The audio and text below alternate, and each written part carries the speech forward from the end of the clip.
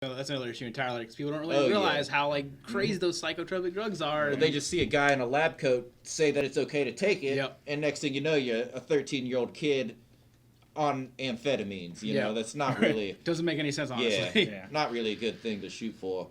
Yeah, definitely. There's opportunities. I think some people need it. I think this is a good chance to tell people, hey, there's nothing wrong with getting prescribed a med. If you got something going on, do a little bit of research.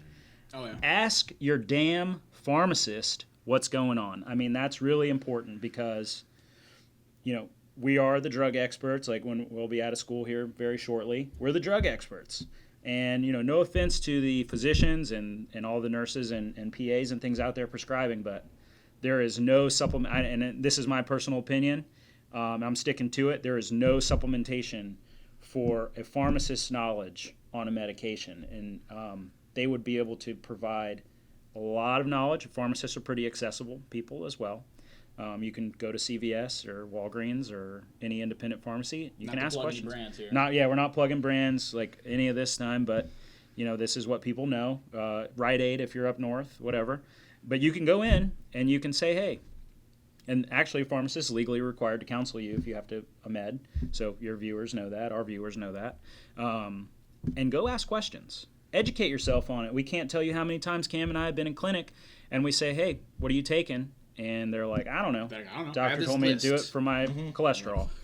We're like, all right, shit, we need to go through this with you so that you understand what you're taking, why you're taking it. Are you experiencing any side effects? Oh, I'm feeling dizzy. Well, it's a side effect of this drug. So providing people that education helps them understand, when to take it, how to take it, all that kind of stuff. And it helps people really, I think they get better outcomes overall with their medication.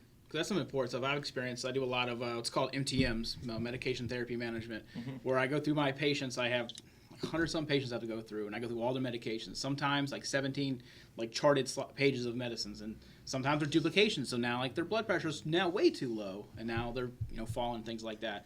But I think a big part of it though is educating yourself on it.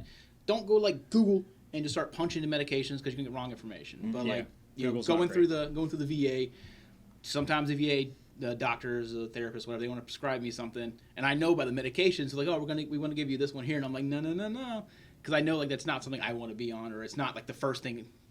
So when doctors are treating stuff, they go through an algorithm. There's a stepwise thing, and sometimes they'll try to go for the big gun right away, and it's no, you don't be pulling that bullshit. Because I know I can go start off here, and then we can move down. Right. But it's again, personal education thing. It's a little hard thing because patients don't like to educate themselves, or they'll go off WebMD.